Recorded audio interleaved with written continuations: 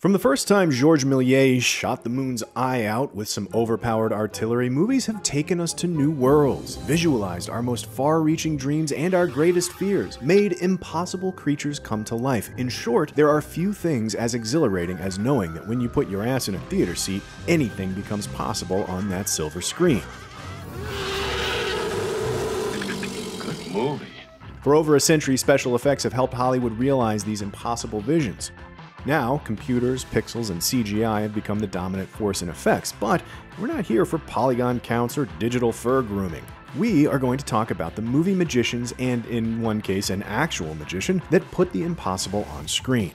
I'm not gonna lie, this is gonna be a long one, but it will also be fascinating as f***.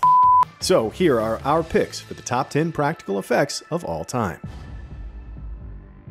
When it comes to practical effects, one of the art's golden eras was most definitely that of the 1980s. And when it came to pushing the bounds of what practical effects were capable of, few genres rivaled the gruesome creativity of body horror. Tom Savini arguably got the body horror ball rolling with the clever use of some animal intestines in George Romero's Dawn of the Dead. But the genre didn't really explode in the mainstream until the early 1980s. David Cronenberg's Scanners became an unforgettable classic the moment that first scanner's head explodes, a shot that was proving difficult to get right until special effects supervisor Gary Zeller filled his 12-gauge shotgun with kosher salt, made the whole crew get into their cars, and, made cinema history. If ever you want to blow up a head, I advise using kosher salt, but don't do this at home. The guy who made the exploding scanner was also a key creative behind another gruesome facial mutilation. In Raiders of the Lost Ark, special effects makeup artist Chris Wallace combined some yarn, gelatin, a stone skull, and some space to create the face-melting effect after opening the Ark. Wallace's work ended up becoming Spielberg's favorite shot in Raiders once Wallace sped up the film by 240 times. It's pretty gory, pretty gross, but I love that effect. 5 years after Scanners, Wallace reunited with Cronenberg for The Fly and created 7 distinct mutations to illustrate Jeff Goldblum's transformation into Brundlefly. If you're noticing a Cronenberg pattern here, it's because there is one. Long live the new flesh! Videodrome, with its Betamax stuffing abdomen shots and flesh gun metamorphosis, is in the pantheon of body horror thanks to the hypnotic work of the film's special makeup effects designer, Rick Baker. While David Cronenberg doesn't take our top spot for body horror, Rick Baker most certainly does. His work on our number 10 pick for practical effects was so mesmerizing, the Academy created a new Oscar to commemorate his achievement. That's right, number 10 on our list is An American Werewolf in London. John Landis's 1980 classic follows 2 Americans backpacking through the UK who, after leaving a pub early due to some bad vibes, are attacked in the foggy woods outside the town. While the movie is memorable for many reasons, it's oddly funny and Griffin Dunne shines as David's decaying friend Jack, but let's be honest, when anyone thinks of this movie they always remember one scene in particular. David's transformation into the werewolf. Landis knew that he wanted his werewolf to walk on 4 legs instead of Lon Chaney Jr.'s bipedal monster from The Wolfman. Landis also believed that transforming into a quadrupedal beast would be a painful experience. Rick Baker wanted to film the whole transformation in one take, but Landis knew the only way to emphasize the horrendous pain of the metamorphosis was through editing and the use of graphic close-ups. Between Landis, Baker, and the entire crew, a ton of thought went into selling this almost 3-minute experience to audiences. For starters, the whole sequence was shot backwards, starting with the hairiest parts first and then gradually removing hair and fur as they progressed through the shoot. And to get these shots of quickly growing hair, they just pulled hair through fake skin and played it in reverse to make it look like it was actually growing. But it's these transformations that really lodged themselves in the memory of pretty much everyone. To achieve these body part mutations, Baker and his team created changeo heads, hands, and backs, which were prosthetics that made it look like David's body was changing because of internal mechanisms that distorted the human body parts into their wolf-like shapes. And thanks to close-ups like these, Landis not only put Baker's work on full display, but dramatized the pain of the transformation. The transformation didn't really take all that long to actually shoot the physical thing. John would say action, it would go and stretch out, and cut, and it's like, okay, we've got that. We've got that. I mean, I just spent months working on this thing, and it took you 10 seconds to shoot it. Thanks a lot, dog. It was like disappointing to think of all that time going into that. But then I went with my crew of kids to see the movie when it came out with a real audience. And when that 10 seconds happened, people stood up and cheered. All right, you know, this is why we did that. Body horror as a genre probably wouldn't exist without the practical effects that fueled its most memorable moments. Mutating appendages are one thing, but our next film highlights what many may consider the apex of practical effects: animatronics. Before CGI, gearheads with an artistic bent and a bit of a god complex used a motley combination of latex, levers, hydraulics, and electric motors to create mechanical marionettes that made the fantastic feel real. Xenomorph queens, gremlins, and King Kong might not have been living beings, but they did exist in a physical space. Artists like Carlo Rambaldi take a screenplay's generic character name like The Creature and turn it into E.T. and imbue it with life. Mechanical part transmits the movement, and the movement is the soul of the mechanical creature. Every small detail, from E.T.'s pupils dilating to his light-up finger to every quirk of his insanely expressive face, Rambaldi and his team designed to move on command. E.T. E.T. wasn't the only expressive animatronic robot to be exposed on celluloid, though. Hi, I'm Chucky. Wanna play? Kevin Yeager and his team created 9 different Chucky dolls for child's play. It could take up to 9 puppeteers to make Chucky swear and stab at the same time. What do you think? But over a decade before Charles Lee Ray went on his first homicidal rampage in a good guy doll, there was a killer shark that scared the shit out of so many people, it changed Hollywood forever. You're gonna need a bigger boat. Bruce the Shark, better known as Jaws, is one of the most recognizable animatronic characters in cinema history, despite only having 4 minutes of screen time. You heard him, slow ahead. Bruce, as he was affectionately named by Spielberg after his lawyer, was actually 3 25-foot-long mechanical sharks that cost $500,000 to build. The sharks were designed by Joe Alves, who initially had difficulty finding special effects specialists to build them since many thought the shark was impossible to create. That is, until Alves met Bob Matty, who made a name for himself building the mechanical squid in 1954's 20,000 Leagues Under the Sea. The squid, with its many moving tentacles, was quite the accomplishment for 1950s effects, but besides the tentacles, it was a very stationary mollusk. Bruce would both literally and figuratively be a different beast since it actually had to move and attack in the water.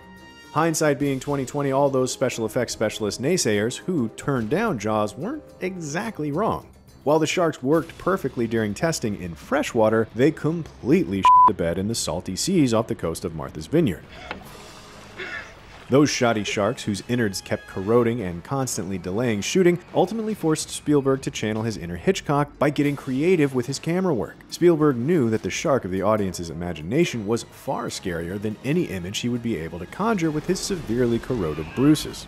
However, when it comes to our number 9 pick, there was no hiding this beast. Spielberg deliberately put him front and center. We're talking about arguably the last great mechanical monster before CGI completely took over: Jurassic Park's T-Rex.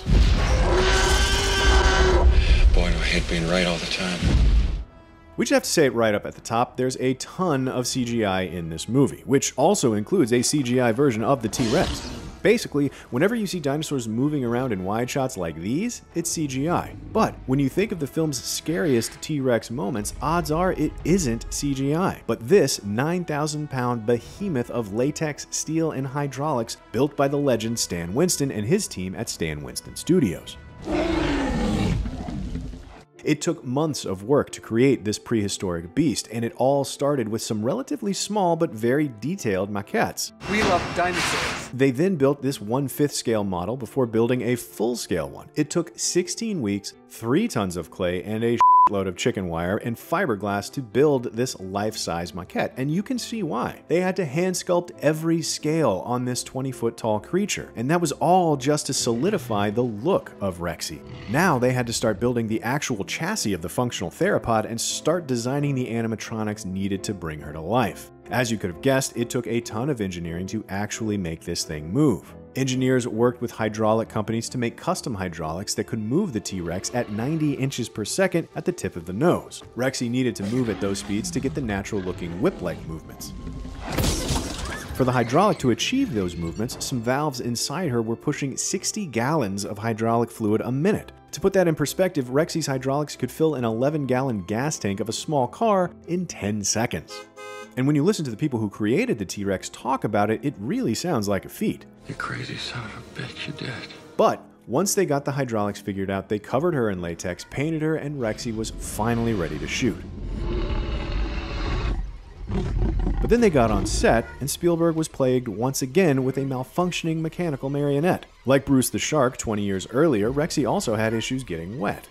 Because of the onset rain needed during the panic attack, the T-Rex kept getting waterlogged, which, when full of water, made it too heavy and jittery. But the crew was able to fix the T-Rex by hand drying it after every take. Despite those huge production annoyances, the animatronic T-Rex created a sense of realism that just can't be faked with CGI. When the T-Rex crashes down on the glass sunroof, shattering the only barrier between Rexy's teeth and Tim and Lex, that actually happened and wasn't planned. The T-Rex malfunctioned and came down too hard on the glass. Those screams are real. And at that point, it doesn't matter if a hungry carnivorous reptile is bearing down on you or 9,000 pounds of hydraulic fluid, steel, and latex. It will generate a genuine emotional response. And that loss of physicality is something both audiences and creatives have lamented after the advent of CGI. Our next category of practical effects is one of the oldest tricks in the book. Forced perspective has pretty much been around since the beginning of motion pictures. Mostly because the illusion is a function of a camera's intrinsic ability to distort a three-dimensional relationship into a two-dimensional image. And this trickery is accomplished because an object's proximity to the camera can make it look bigger or smaller than another in the frame, regardless of its actual size. One of forced perspective's earliest examples is, oddly, in a tobacco commercial from 1908. To capture this shot of the dancing tobacco fairy from Princess Nicotine, the filmmakers used a mirror placed a good distance behind the actor, which reflected a smaller image of the fairy who was actually dancing right next to the camera. In the decades since forced perspective was used to anthropomorphize some guy's tobacco addiction, it's been used a ton to subtly cheat the sizes of pretty much everything. This ship in Close Encounters of the Third Kind, it's actually a miniature. They just staged all the actors and helicopters really far behind it. It was also used as set extensions in films like Aliens, Conan the Destroyer, and Tremors. That'd be one hell of a great plan! Coppola also used it to great effect in Bram Stoker's Dracula. That is a miniature train, but the journal is actually huge. They needed to make the journal huge to get the shadow of the train's exhaust to reflect on the journal's pages. And this bus throw from Superman 2? Forced perspective. Down a bit with your hands, Sarah. 3, 2, 1, go! But its best and most memorable uses are when it's designed to make characters extremely large or small. The littlest guy in the world. Tom Thumb won the 1959 Special Effects Oscar, which featured heavy use of forced perspective. Decades later, it would be used to great effect in movies like Honey, I Blew Up the Kid, 1993's Attack of the 50-Foot Woman, Eternal Sunshine of the Spotless Mind, and Elf, where it made an already large Will Ferrell seem like an elvish titan. Too fast, Bucky. Nevertheless, all these examples were minor variations of an old formula. Our number 8 pick had to get very creative to pull off a trick none of these other forced perspective shots managed to do. Move the camera.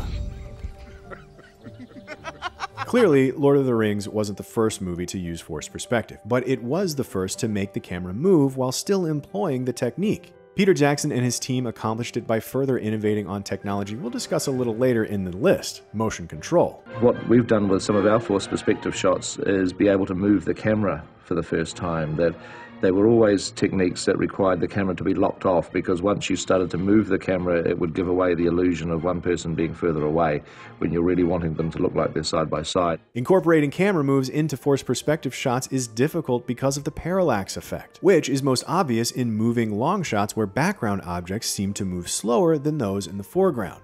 That phenomenon occurs because an object's relative motion in the frame is directly affected by the distance from the camera. And since the illusion created by forced perspective is fundamentally based on cheating an object's relative size, incorporating camera movement introduces the parallax effect and thus breaks the illusion. But the Rings effects team had an idea. What if we used motion control for both the camera and the subjects? That way, Gandalf and Frodo's spatial relationship relative to the camera is maintained through the whole shot. You do a motion control move where you have the one actor on a moving platform. So when the camera moves, you're doing your moves all relative. So you're literally sliding the guy along on the floor as your motion control camera is moving along. You have the camera on a motion-controlled dolly, making it move in and out or side to side. But you have another smaller dolly that's electronically hooked to it and does the exact same motion, but sort of in a counter movement. But every time you move one way on one dolly, the other one immediately responds. When you're actually viewing it, it looks like they're moving in sync with each other, and it's because you're moving the two guys around relative to this moving camera. And it's this new motion control tech that made these dynamic shots of Frodo and Gandalf sharing a cup of tea possible. To get the shot they needed, the filmmakers put Ian McKellen on a moving dolly with his own section of the table.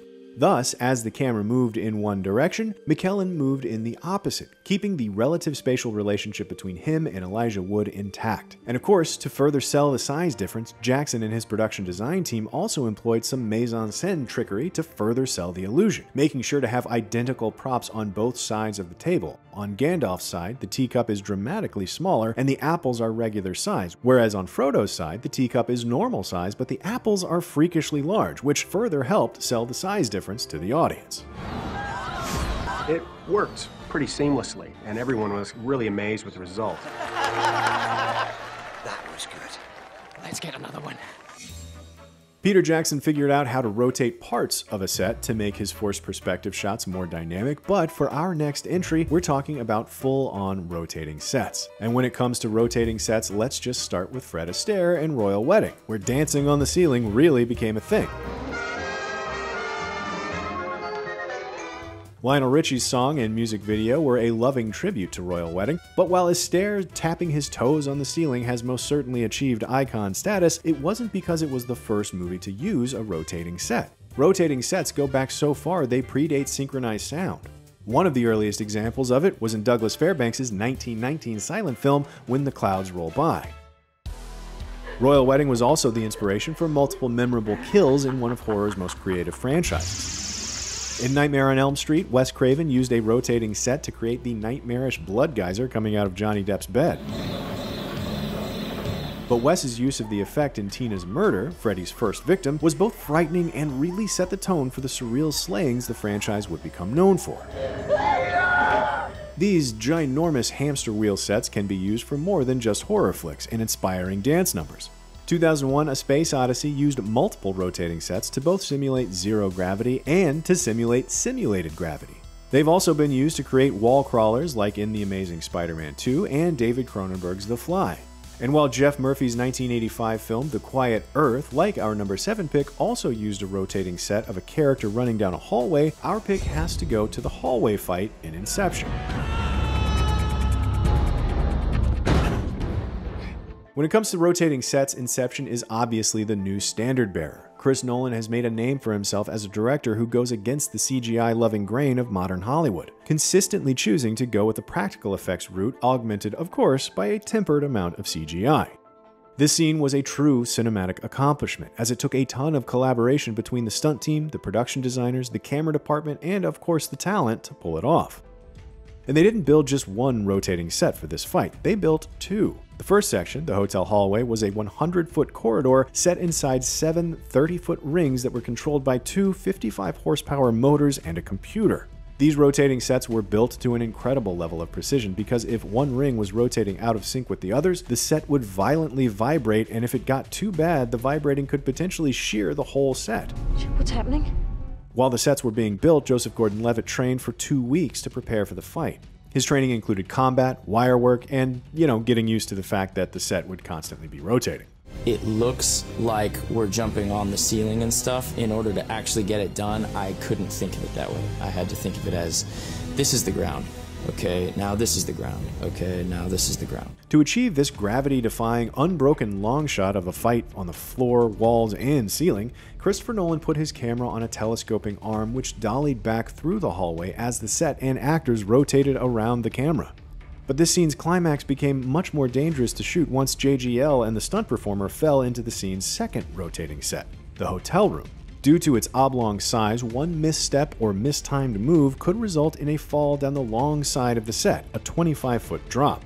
During training, the stunt team decided that they would change the rotation speed of the set based on the wall the actors were on, to make it safer. Slower for the long side and faster for the slow side. But despite those safety measures, some movements were still too dangerous, and JGL used a stunt double for some of the more dangerous shots in the hotel room. In the almost century since Douglas Fairbanks defied gravity in When the Clouds Roll By, Christopher Nolan used a century's worth of new cinema technology to realize this uniquely practical vision in our modern CGI-drenched age of cinema.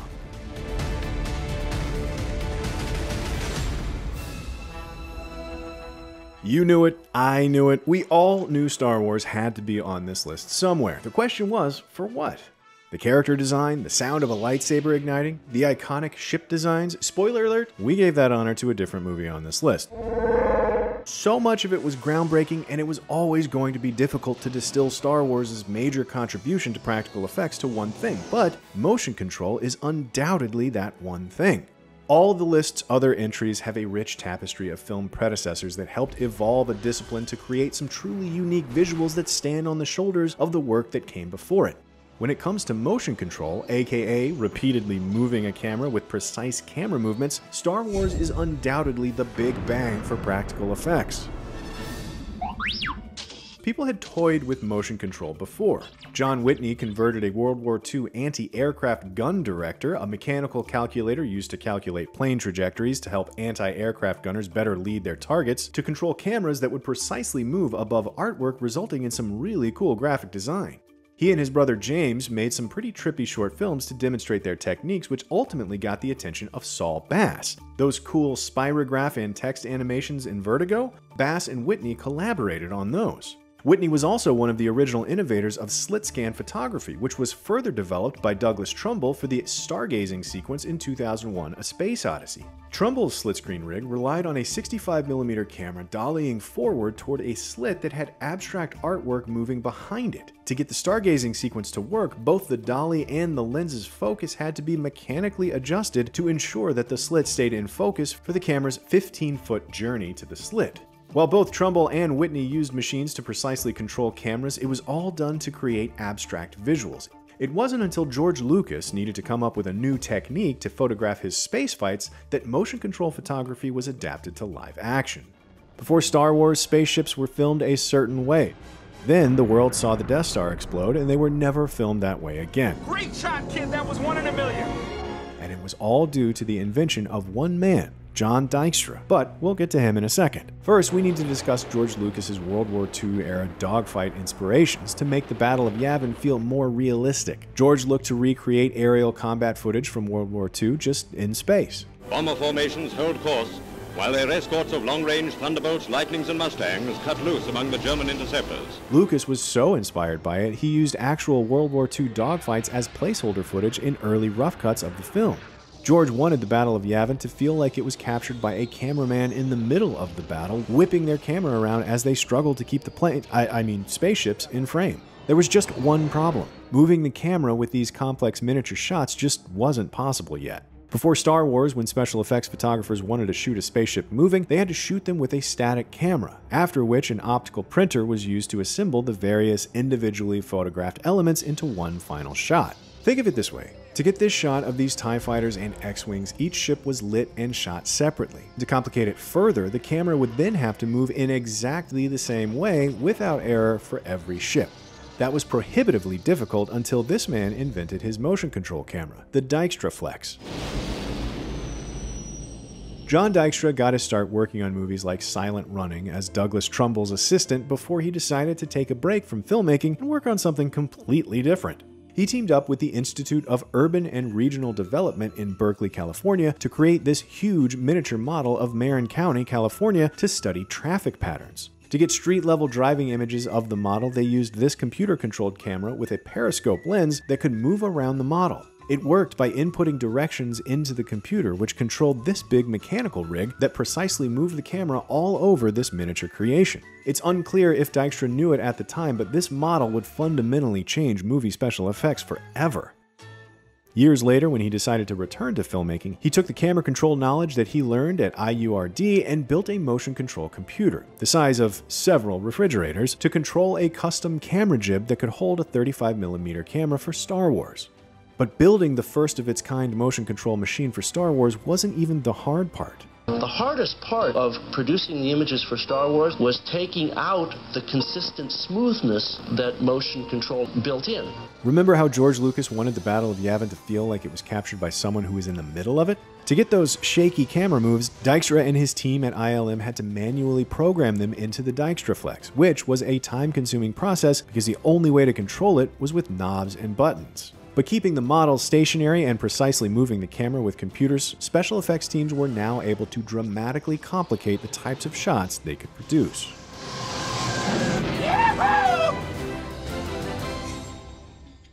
We've covered fully robotic creatures with animatronics, as well as some of the gross mutations visual effects artists were able to concoct with the human body. But body horror and animatronics don't fully encompass all those odd characters that aren't quite human and dwell deep in the darkness of our subconscious. These are the creatures that give our nightmares forms and meaning.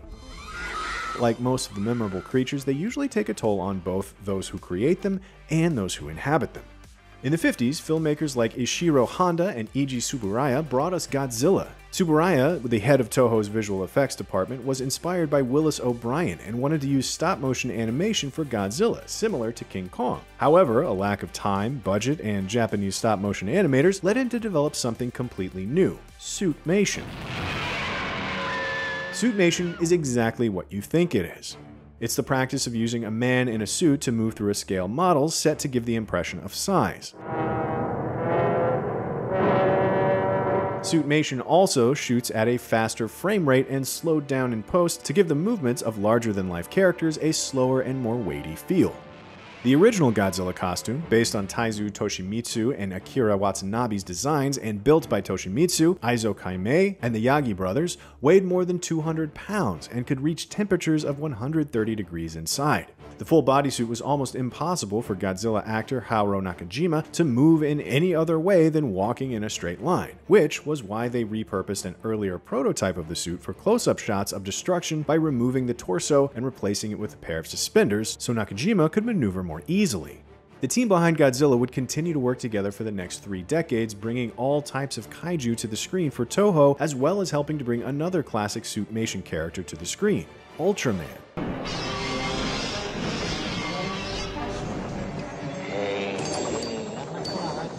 To create the xenomorph from Alien, Carlo Rambaldi, the guy who would later see E.T. and his cat, was hired to turn H.R. Giger's Alien design into reality. To do that, he built 3 heads, 2 of which were articulated, and used 900 moving parts and points of articulation to get the Xeno's double jaws to work. Years later, Creature from the Black Lagoon superfan and man-in-a-suit aficionado Guillermo del Toro directed films that pushed the bounds of practical creature creativity with characters like the Shape of Water's Asset and Pan Labyrinth's Fauno and Pale Man. But when it comes to the scariest creature ever put to film, there's really only one answer. Our number 5 pick, The Thing.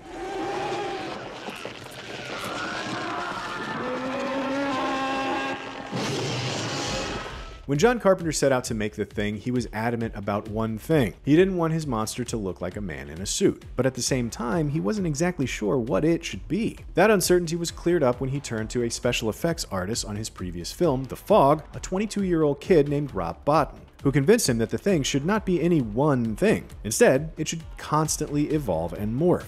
I wanted to make The Thing so never look the same twice, because if we see it again and again and again and again in the movie, you get kind of bored with it. When I started seeing some of the effects that Rob had created, I realized a great sense of relief, because what I didn't want to end up with in this movie was a guy in a suit. The Thing's differing forms turned out to be both a blessing and a curse for Bottin. This film would eventually elevate him to a special effects god, but to do that, the 22-year-old had to manage a special effects team of 35 people and work on it 7 days a week for over a year. The late nights, his extreme attention to detail, and, you know, the administrative tasks that come with running a team of 35 people eventually got to him. After shooting wrapped, he was hospitalized for exhaustion and pneumonia. It's all right by me, Doc. I'm just letting you know we're taking a chance. There are many moments of The Thing you can point to that highlight Bottin's creativity and ingenuity, but the best demonstration for his penchant for creatively complex transformations were the numerous setups that were needed to complete Norris's transformation into The Thing. That's going to win somebody the Nobel Prize. To get Norris's stomach trap to sever the doctor's arms, Bottin hired an actual double amputee stuntman whom they outfitted with a custom mask of the doctor's face and fake arms made out of gelatin. So, when the very real hydraulic clamp in Norris's stomach snaps shut, it's actually severing the stuntman's fake arms. Next, they had to get the shot of Norris's head coming off. To do that, they first made a full replica of his head and used small motors to move his tongue and other facial features. Then, for the shot, they used a hydraulic ram to push the head, severing it from the torso at the neck. But what about all those gross innards that are coming out of Norris's neck as the skin rips? What we did is right before the shot, we had, the whole replica of Hallahan's body. And we actually had this goo that we would pile in there really quick. And the whole time it's giving off fumes like paint thinner and lacquer thinner and all this kind of stuff. And everybody's going like, what's that smell? And I'm going, oh, it's the stuff inside the neck, just some nutty concoction we made that'll stretch, bubble gum and whatnot, plastic melted down. I'm going like, oh, it doesn't smell too good, No one was paying attention to that smelly omen when John Carpenter noticed that at this moment in the scene, MacReady has already unleashed the flamethrower, and to preserve continuity, they needed to have some open flames under the lens. John says, roll camera. Right, so they roll camera. Right, and he goes, all right, light the fire bar. Guy turns on the gas. Psh, the guy's up there with a lighter, and he's... And finally, it ignites, right? And the whole, replica body explodes. I look down at it and I go, oh my God, it's on fire, right? It's on fire. And then John says, don't just stand there, put it out, you idiot.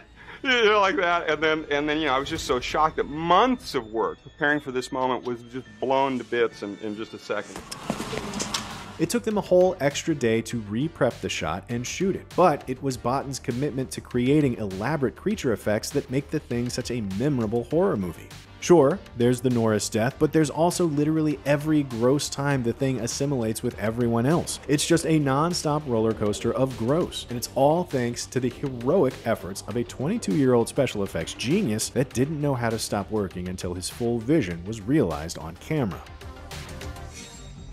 Before CGI allowed beastly titans like Godzilla and Kong to clash with photorealistic scales and dynamic hair, building-sized beasts were the exclusive domain of the stop-motion animator.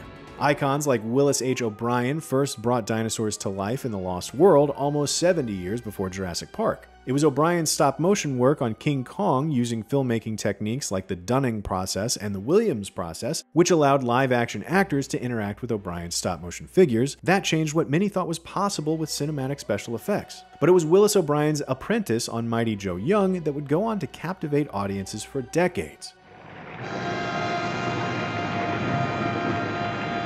Ray Harryhausen became an iconic stop-motion animator himself after creating It Came From Beneath the Sea's infrastructure-crippling cephalopod and sci-fi creatures like those that inhabit the moon in First Men in the Moon. Like his mentor, Harryhausen also incorporated live-action B-roll into his work, like when he used this B-roll of planes crashing into each other during an air show to make it look like they were being shot down by his UFOs in Earth vs. the Flying Saucers. He even stop-motion animated the crumbling of America's monuments frame by frame, piece by piece. Harryhausen would also go on to make classics like Clash of the Titans and The Seventh Voyage of Sinbad, the latter of which inspired Phil Tippett, the mad god who animated stop-motion elements for movies like RoboCop, Empire Strikes Back, Return of the Jedi, and Dragon Slayer. He even animated the CGI T-Rex in Jurassic Park using this crazy contraption. But let's get back to Harryhausen. While the skeleton fight in The Seventh Voyage of Sinbad set the template for sword fighting with the skeleton, it's the skeleton fight in Jason and the Argonauts that takes our top spot for stop-motion animation.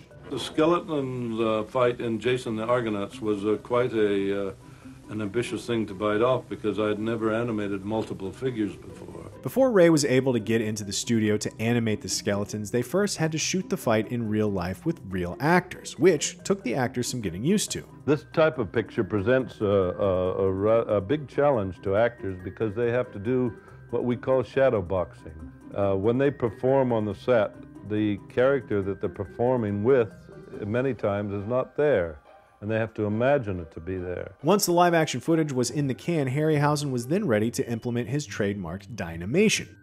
This is Dynamation. Dynamation is his original process that combines live-action footage with separately shot stop-motion animation. To merge the footage, live-action footage is rear-projected on a screen behind his miniatures table. And in front of the miniatures table is a glass plane which is used for foreground mats when needed. Frame by frame, the rear projection is advanced and the miniatures are animated as the camera captures it all, only to be rewound and photographed again with the opposite mat to expose for the foreground elements. Of course, it takes a ton of planning for Harryhausen to ensure he'd be able to match all the live-action camera angles in his stop-motion studio. But that wasn't the only reason the skeleton fight was extremely difficult to animate. Harryhausen also had to keep track of the skeleton's movements and individually pose up to 7 of them for every frame of animation. And since Harryhausen always worked alone, without assistance, the skeleton fight took over 4.5 months to animate. You have 5 appendages on each skeleton, so that means 7 times 5 is 35. You have to make 35 moves when you have 7 skeletons on the screen for 1 frame of film. And that meant at certain periods when we had all 7 skeletons in the same scene with the 3 men, I was only able to average about 13 frames a day. That's about a half second of film per day, but in the end, it was totally worth it. Technical limitations of the time may not have allowed Harryhausen to move the camera, but static shots like these are still bursting with energy. Harryhausen was truly unique among his peers when it came to special effects. No one else was making visual spectacle quite like this over his 3-decade career. And while CGI may have helped make skeleton fights look more realistic today, computers just can't replicate the Harryhausen charm that comes from the trivial imperfections of something carefully and painstakingly made by hand. So far, for all the other entries, there's been some runners-up who've made huge contributions to different disciplines, but this next film isn't on that list because it's the best at one discipline. It's on the list because it mastered all of them and as such has no equal. Back in the early 90s, it almost seemed like Skynet itself was the only computer powerful enough to photorealistically render the mimetic polyalloy of the T-1000. But this video isn't about CGI. It's about practical effects, and Terminator 2 Judgment Day's practical effects pushed the art form's limits to absolute perfection. Scenes like T2's opening 2029 battle for LA and Sarah Connor's nuclear apocalypse nightmare didn't just rely on one practical effect. Instead, they combined everything we've already discussed in this video into a few key shots, making them some of the most complicated practical effects ever put to celluloid, and our number 3 pick for best practical effects. Okay, so let's jump into it with this 4-second shot of 4 T-800s blasting their way across the rubble of Los Angeles. This shot is way more complex than meets the eye. The filmmakers took a Russian doll approach to getting this completely in-camera shot in the can. Nested within the final shot are multiple separately photographed practical effects shots. The real trick is to not try to make the entire effect happen all at once. Break it up into component parts. They started by photographing the HK aerial miniatures on a landscape with some explosions. That shot was then printed and rear projected frame by frame as a stop-motion animator animates a miniature T-800 in the foreground in a way very similar to how Ray Harryhausen animated his movies.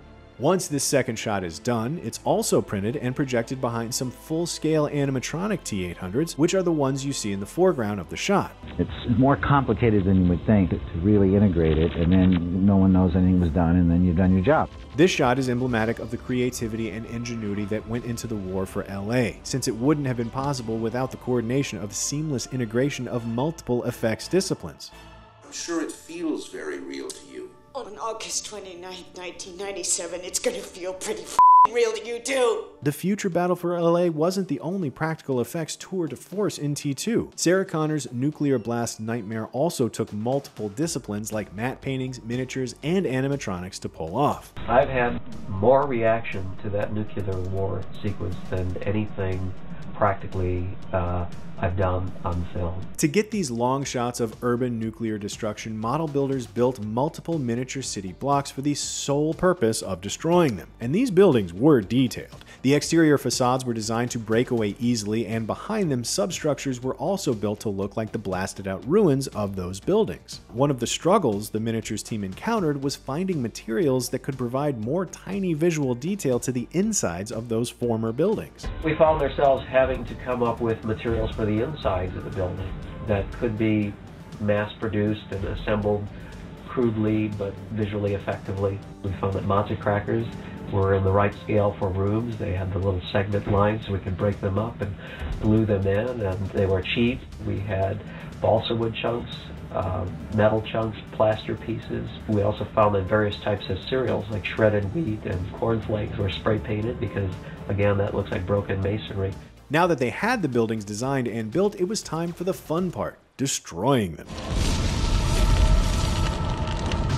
To do that, they lined up a small army of air cannons and fans about 9 feet away from the set. Cables were also attached to the back of the set to pull at the buildings, further ensuring they fell just the way they were supposed to. 3 cameras were used to photograph the whole setup at once, and then, to get the perfect take, the miniature team had to do it around 8 or 9 times, taking about 2 days in between takes to rebuild the set for another go. City block-sized destruction isn't the only part of the nuclear holocaust sequence that sears its way into our memories. The buildings may emphasize the sheer scale of the destruction, but seeing what the immense heat of a nuclear blast could do to our fragile little meat sacks also makes a point. To pull off the burning Sarah Connor as well as the other ashen bodies on the playground, Cameron turned to Stan Winston. When we had to create ashen bodies that were going to be blown away by a nuclear holocaust, it was very unsettling. And it was the one time when you got a little uncomfortable because it wasn't pleasant to look at while you were shooting it. But it is the important aspect of the film. It took multiple different models to get these shots of Sarah clutching to the fence as her skin chars and ultimately blows away. They built an animatronic Hamilton, controlled by puppeteers, to get this shot of her as her skin burns away. This effect, where her body blows away leaving her skeleton behind, was the most difficult to achieve. To do it, they first positioned a medical skeleton into Sarah's final position. Using tissue paper and ripped up napkins, they made a papier-mâché-esque skin in the same mold they used to build the earlier models. Then, when they blasted the papier-mâché covered skeleton with an air cannon, the paper mold blew off like ash while the skeleton remained.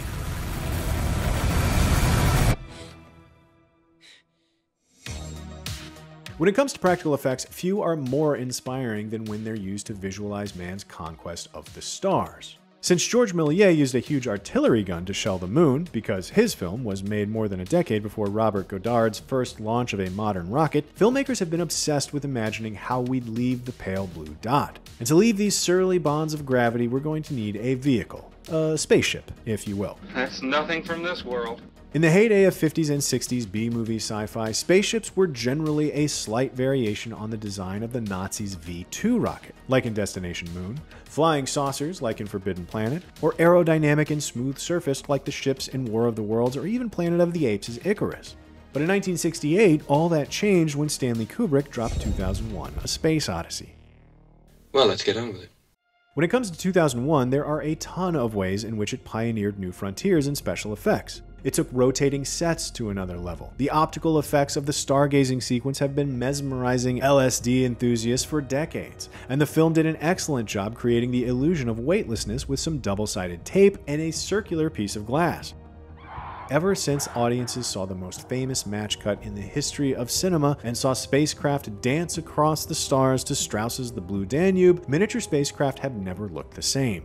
Above all else, Stanley Kubrick wanted to make a serious film where the future he presented in 2001: A Space Odyssey was as scientifically accurate as possible. To do that, he set about convincing a NASA illustrator named Harry Lang to do the ship design for the film, saying, quote, "I can get better illustrators in New York for a dime a dozen, but they don't have your ability plus your scientific background. Would you be interested in designing the ships for this film?" At NASA, Lang was the head of future projects, which meant that he was the one designing and drawing future spaceships for people like Wernher von Braun, the chief architect of the Saturn V rocket, which actually put astronauts on the moon.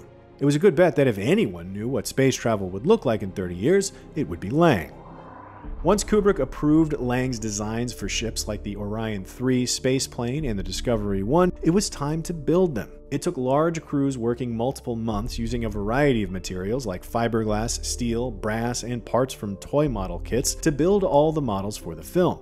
Kit bashing was such an important part of the model's construction that a team was dispatched to an international model exhibition in Germany to secure the best kits. The model team not only built some huge models, but they also built multiple versions of them. There were 2 models of the Discovery 1 built, a 16-foot version for long shots and a 55-foot version that was used for close-ups. Once the models were built, they were given to soon-to-be visual effects god Douglas Trumbull and his visual effects team to be photographed. Working for Stanley Kubrick, he more than had his work cut out for him. To get the single-generation look Kubrick was looking for, the VFX team had to painstakingly ensure correct lighting and exposure, the steadiness of the models, and the laborious process of rotoscoping mats. Before photography could even start, sophisticated math calculations were computed to ensure the relative size of the ships was accurate in the frame. These calculations were necessary because none of the models were built to a specific scale, so you couldn't just plop them next to each other and assume their sizes would be correct in the frame. Once they figured out what size each model needed to be relative to the others, Trumbull & Co. could start the actual photography process, which came with its own set of challenges. To make the models seem less like models and more like actual spaceships, they needed to be photographed with an extremely deep depth of field. To do that, they had to stop up the aperture of the lens to as small as they could go. To complicate the matter further, they weren't able to use tons of lights because the lighting needed to look like it came from a single point source that was 90 million miles away from the models, or as we like to call it, the sun. That meant the only option for photographing the miniatures was to take long exposures, with some taking up to 4 seconds per frame. These long exposures meant that they had to worry about model stabilization. These were just models, not the hulking megastructures they pretended to be, and when things like the moon base doors moved, it could cause the rest of the model to jitter and ruin the long exposure shots. The doors on the moon base model were geared down to move so slowly that even Kubrick commented it was like watching the hour hand of a clock. Once they managed to get all the different elements of a shot into the can, it still needed to be composed into a final shot. And here's the thing. 2001: A Space Odyssey didn't use a blue screen to get their mats. Instead, rotoscope artists spent a year tracing mats on custom-built rotoscoping systems that used darkroom enlargers. So, if you watch 2001: A Space Odyssey and wonder how they got such clean mats, cleaner than those of films made much later with almost no grain, it's because a small army of visual effects pioneers labored for years, building workflows that allowed them to focus on such minuscule detail that the film remains a visual effects marvel to this day. Well, they're getting better at it all the time.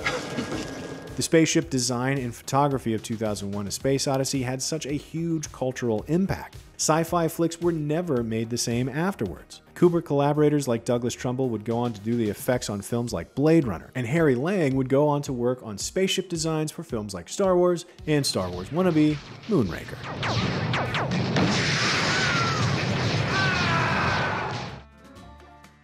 It seems fitting that one of the earliest pioneers of special effects, the art of turning the imaginary into something tangible and filmable, started as a successful magician. That's exactly what happened in turn-of-the-century Paris when Georges Melies, after seeing his first Lumiere short in 1895, decided to buy his first motion picture camera shortly after. But it wasn't until a fateful camera jam that occurred while he was shooting on a Parisian street that Melies discovered what magic could truly be conjured with the motion picture. After Melies developed the film from that day, he noticed how the image changed from the last frame exposed before the jam, which featured a bus rolling down the street, instantly transformed into a hearse that was coincidentally located in the same position as the bus once the camera started rolling again. That serendipitous juxtaposition really resonated with him, and thus the stop trick and, for all intents and purposes, special effects were born. Throughout his career, Georges Melies created over 400 films and was an early practitioner of special effects techniques like the double exposure, split screens, dissolves, reverse shots, and even hand-painted films. On top of that, he also leveraged the theatrics from his previous career as a stage magician to really add a fantastical production design to all his films, which also helped him stand out at the time. Throughout his prolific career as a filmmaker, he managed to make one film that has stood the test of time like no other. It's been homaged and parodied countless times. It's been featured in, if not all, most filmmaking textbooks, with more than a few putting it on the cover. And it's widely considered the first science fiction film ever. For our number one pick, we have to go with the film that would arguably be considered the big bang of special effects, Georges Méliès' Le Voyage dans la Lune.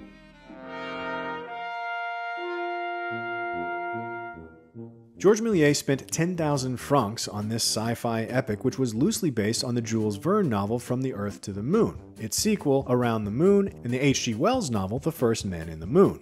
The The film follows a group of astronomers who use a cannon to shoot themselves at the moon. Once there, they explore the surface to find an underground population of lunar inhabitants named the Selenites. They eventually escape from the moon and bring a captive Selenite back to Earth. A Trip to the Moon was easily Méliès' most ambitious film. It was his longest and most narratively complex, and to pull it off, he basically used every trick in his book. The substitution trick, which Méliès used in films like The Haunted Castle, was used to make the Selenite disappear when they were defeated in battle. Méliès experimented with double exposure, a film technique where a single strip of film is exposed multiple times before being developed. It's that technique which allowed him to play all 7 band members in his film The One-Man Band, and it's also used to visualize the cannon shell crashing into the ocean back on Earth on a trip to the moon. But the film's most famous shot is also its most sophisticated. Crashing a spaceship into the moon's eye combines stop tricks, multiple exposures, and a simulated dolly shot to achieve the motion effect of the moon toward the camera. First used in The Man with the Rubber Head, Méliès created the illusion of a moving camera not by moving it, but by moving the subject toward the camera. The same technique was used to great effect in this moonshot, as it simulates the projectile's approach to the moon. Almost 100 years after he made the film, A Trip to the Moon still continued to astound when in 1993, a hand-colored print was discovered, allowing audiences to see the film in its brilliant hand-painted colors. The sheer amount of creativity that went into A Trip to the Moon was unrivaled in 1902, and while the French film was a huge hit in the US, Méliès never made any real money off of it due to rampant piracy here in the States. Méliès eventually went broke making films, but his work was rediscovered in the 20s, which helped cement him as an early pioneer of filmmaking. That's one small step for man. Almost 70 years before man walked on the moon, Méliès showed the world what it could look like. In the process, he revolutionized the film industry and for decades has inspired new filmmakers that the stars have always been within reach. Movies have always felt larger than life. You maniac! It could be because we watch them on 30-foot screens, but it's because a big part of cinema's charm is bringing the impossible to life.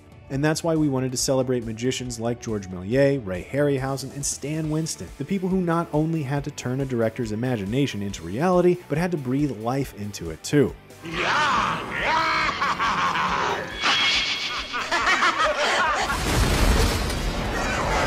Cut! Brent, we're moving on! So, what films do you think have the best special effects? What did we miss? Let us know in the comments and be sure to subscribe to IGN Movies and TV for more CineFix movie lists.